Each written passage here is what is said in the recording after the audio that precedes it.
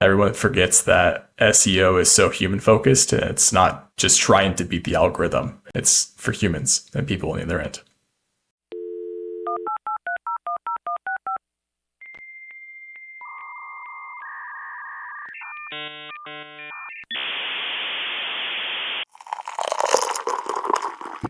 That's good.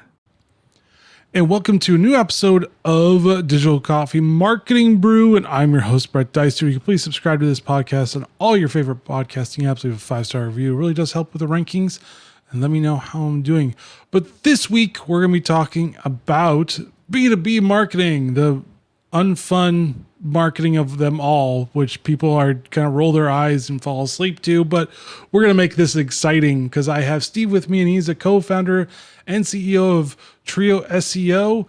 And he has been helping B2B and SaaS brands turn SEO content into compelling sales pipelines. So welcome to the show, Steve. Hey, thanks for having me. Excited to be here.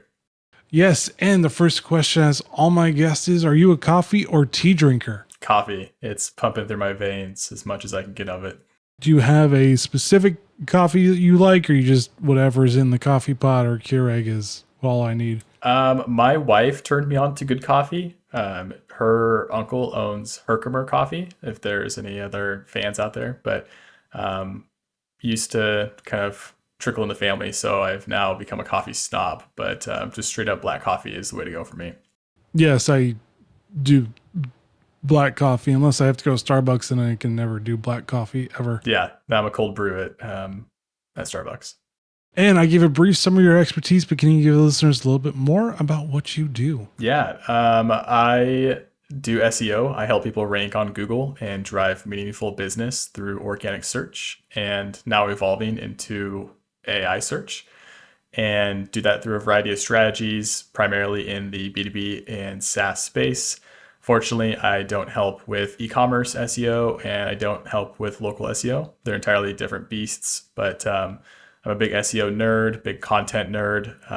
Been doing this for almost a decade, and can ramble on about it, talk about a lot of fun stories over the years, and I love what I do.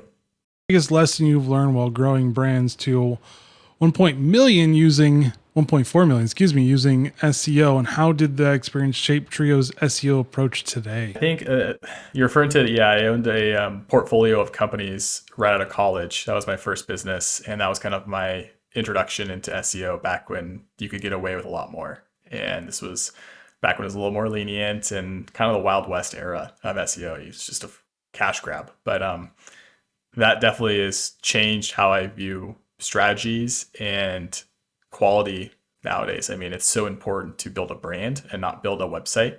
And I think back in the day, people could spin up a blog on a no-name domain and throw some content on that and drive some visitors and drive some money wherever that needed to go. But nowadays, it's really important to focus on building a trustworthy brand and something that's backed by experience for the user and trustworthiness, and all of the things that contribute toward a sustainable, brand and vision for the company. And so what are some of the biggest challenges B2B businesses face with SEO today, and how do you help them overcome those challenges? There's still a lot of competition out there, and I think that anybody who gets into SEO might, say that they realize it's a long game and that it comes with delayed gratification and all that stuff. It's easy to say that, but at the end of the day, when you're waiting 6 months down the road for things to pop off and start compounding for your sales, it's a very hard game to play in, because it's not an overnight success like you can achieve with PPC. If you have a paid advertising strategy where you can just start dumping money into it and see this immediate return, in SEO, you really have to believe in it. You have to be patient, and 9 times out of 10, patience pays in SEO. And with just your focus on the bottom of funnel, Google and ChatGPT optimized content, can you explain why this approach is effective and how it drives qualified leads? Yeah, so we always start bottom of the funnel. That's something that my partners and I have kind of adopted from a lot of our own businesses, because I think that everyone will agree that all marketing is only meaningful if it drives meaningful results. And at the end of the day, it's a business. You got to make some money. So We always start very high intent, which means we start very bottom of the funnel. So topics that have a high probability of bringing in your ideal customer and making sure that they're steps away from signing up for a free trial or, signing up for your newsletter, things that would pretty much pull them into your ecosystem and allow you to nurture them into a sale. Or even in some cases, sign up for a demo or be a direct sale, whether that's going to be a service page or optimizing copy that's more sales focused. But every topic has a specific type of intent that's attached to it. And so our job is to figure out what topics make the most sense for your given strategy and what is the user intent behind that topic. And so based on a little bit of, science and art and psychology, we can take a look at the full landscape and create a roadmap that makes the most sense ROI wise and SEO wise. So what does the typical 90-day SEO roadmap look like, and how do you determine high converting topics for content strategy? It really just depends on what's achievable for the site. So every site, every client we work with is starting from a different position relative to their competitors. And so they might have existing content on their site that is under optimized. And so in some cases, we might just take a look at that and see, does it make sense for us to just go and spruce up some old content, bring it back to life? Other cases, we might have to design service pages or blogs from the get-go. So based on where we'll see with the client is kind of how we format the 90-day strategy from there on out. But it's usually always going to be bottom of the focus, bottom of the funnel, making sure that there's technical improvements, all of the low-hanging fruit, quick wins that make sense in order to build the foundation for your website. Just like a house, you wouldn't want to start putting on roofs or walls if your foundation was shot. So it makes sense to start there. Yeah. And how do you actually basically overcome or beat the competitors with outranking them? Because that's all we want to do. We want to beat our competitors by outranking them. Does it consistent content? Like, how does that look like? Yeah, a lot of it's going to be consistency, making sure that, we can publish 5-10 articles per month for the next 6 months. And you look back and you have a bunch of content, making sure that the content that you publish is always going to be very high quality and it aligns with the search intent. So if somebody's searching for something, are you answering that question? Is it clear? Is it clear? Is it concise? Is it backed by research? So making sure that you hit all those, threshold metrics right there. Other aspects are going to be site architecture and making sure that your site is fast and loads properly. It's not rocket science that when you land on someone's site, you want it to land, you want it to be clean and efficient. And I think that everyone agrees that's how it should be, status quo. So sometimes it's technical fixes, sometimes it's not, mostly just content, but just making sure that the user at the end of the day has the best experience possible. Everyone forgets that SEO is so human focused. It's not just trying to beat the algorithm. It's for humans and people on the other end. Mm-hmm. And what SEO trends or opportunities do you see emerging for B2B and SaaS brands in the next year? I think the biggest one could be personal branding and how figures and C-suite executives can really tap into that for small to mid-sized B2B growth. I think that going on podcasts is a great way to build your authority and to build your SEO on the back end for your site. I also think that there's a huge opportunity with AI and getting found in things like ChatGPT and Perplexity and all these other great tools that are popping up. People forget that comes back to SEO and authority and making sure that your site is high quality and has content to match, queries as they come into play. So I think that there's a lot of upside to be captured, and it'll be fun to watch it, evolve and come to life. So B2B is basically, or the new trends are going to be to basically humanize it in some way, usually because of the top executive. Yeah, I think so. I think that we will lose touch with, big brands if there's not a fun person involved within the social media strategy. I look at brands like Duolingo, they're crushing social media and they have the owl, which, rest in peace. But it was such a fun way to engage with the brand. And it doesn't have to be a fake or inanimate object, but because of how social media is nowadays, I think it's important to realize where are your users, how are they connected with you, and how can you tap into them. And it makes sense to kind of appeal to that up and coming generation. And what is your approach towards optimizing content for both Google's algorithm and human readers, and how do you balance them both? There's always going to be a fine line between hitting the core fundamentals for Google and making sure that it doesn't sound robotic. So, making sure that your headings include primary and secondary keywords, and that you have FAQs, and that you have internal linking and all of the kind of nuts and bolts that we now know today to be sound advice for SEOs. I think when it comes to the human element, being concise, being direct, being fun and engaging, not sounding like you're trying to use big words to make you sound smarter. I think getting your point across in a very conversational format is always going to be the best thing possible. I think that if you think about our conversation right now, everyone knows that we're talking about SEO, but it's not like we're saying SEO in every single sentence or every other word. So if you read content that seems stuffed, or like people are trying to spruce it up to make it something that's not, it's kind of a red flag. Would that be one of the ways you turn a boring blog into organic traffic titans? Because if you're trying to make something like, I think when you said trying to make big words, I think of like Joey from Friends when he tried to like make his stuff spruced up and use the thesaurus a little too much.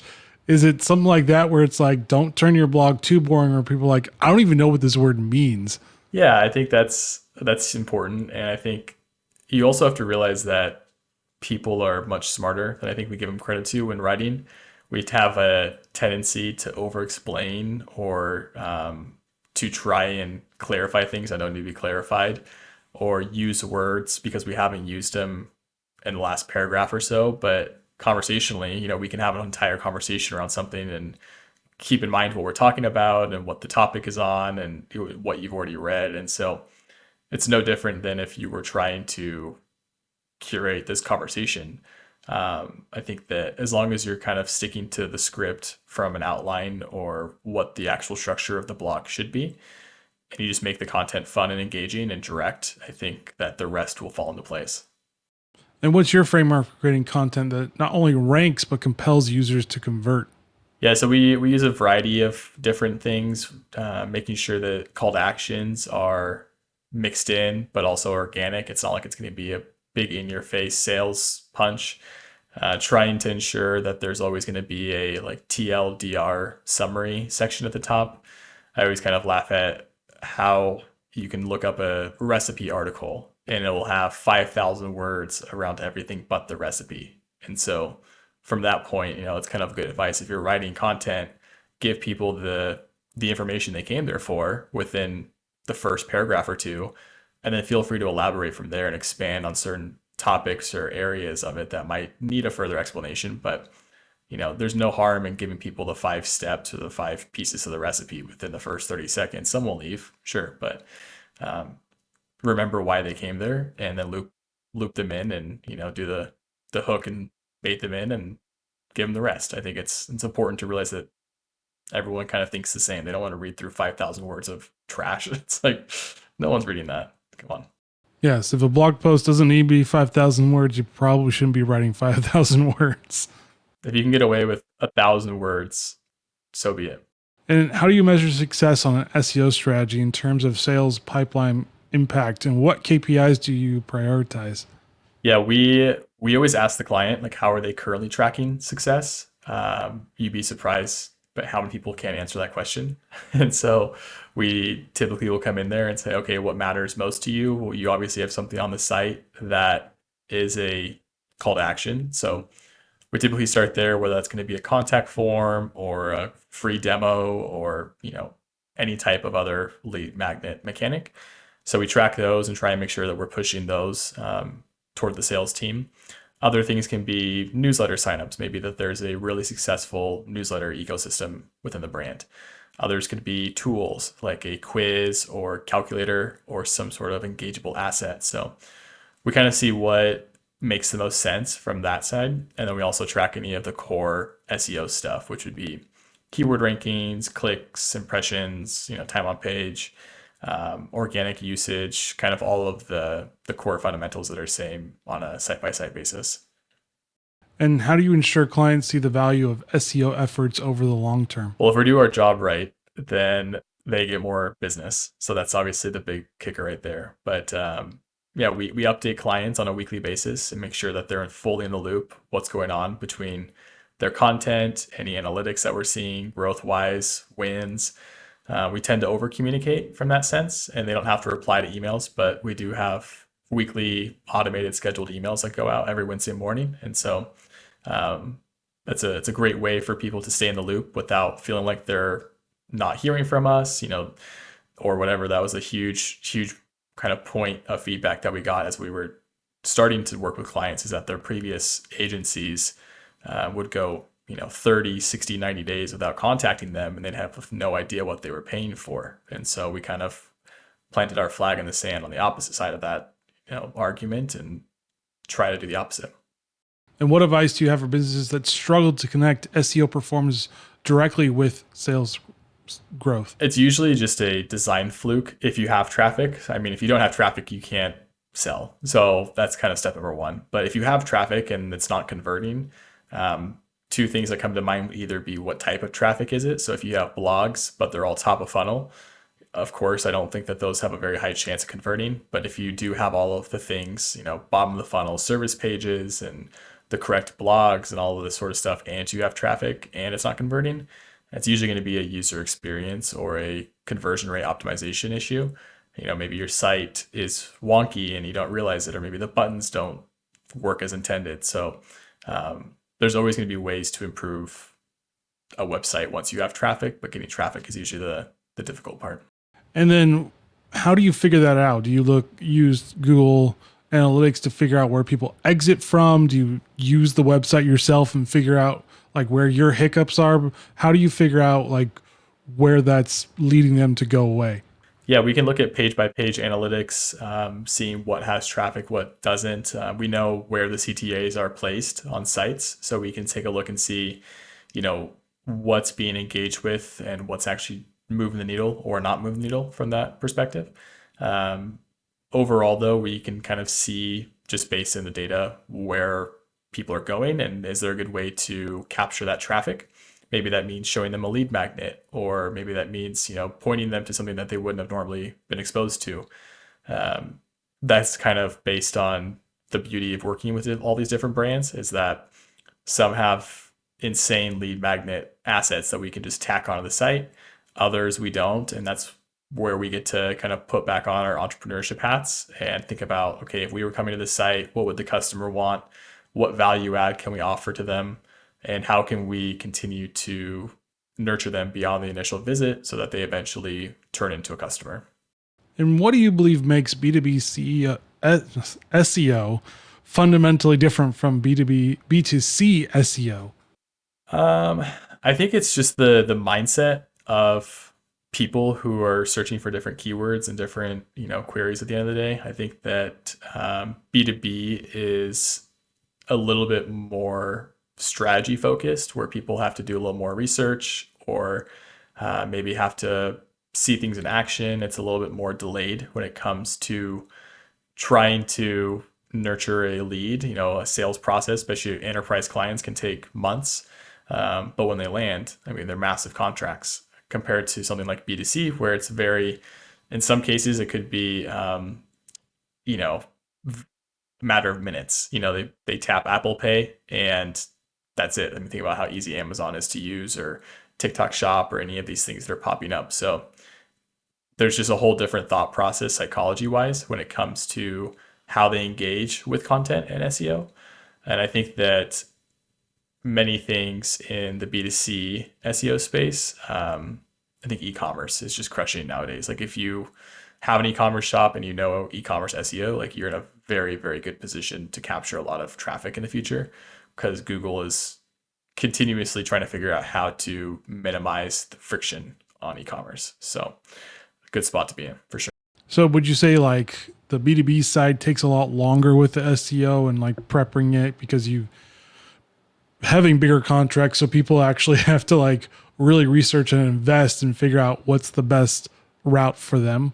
Yeah, that's a good way to think about it. I think that, it's not always going to be this easy path to success where somebody reads a blog and immediately buys a product. Like that's a very rare thing. It's probably more B2C focused.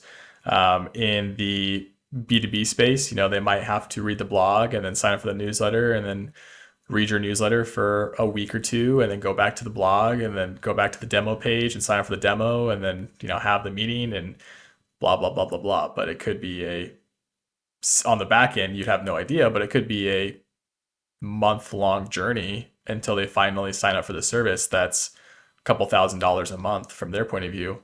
It's not as easy as just kind of clicking buy now on a $25 t-shirt. And what's the one piece of advice you wish every marketer knew about SEO and content strategy? That it works. I think that many people forget that SEO is not this scam, black magic, witchcraft, and wizardry marketing strategy. It's a very, very viable path to long-term actually save a lot of money on your acquisition costs because, once you build the SEO system and once everything is in place, your CAC is always going to be much more efficient on a multi-year time horizon than something like ads or PPC. So if you're going to invest in it, think long-term, but that's the benefit of doing it and thinking long-term is that it's like investing in your retirement account. Nobody invests in their retirement account for the sake of trying to pull the money out within 3 years. So if you are thinking long-term about business and your brand, it makes sense to have a multi-year strategy that becomes more efficient as it grows. Is it because it's always changing as well? Because I know fundamentally SEO, and maybe because SEO is just as old as email marketing, and everybody kind of hates on email marketing and says, oh, it's dead, and it's never dead. It's actually always seems to be always growing.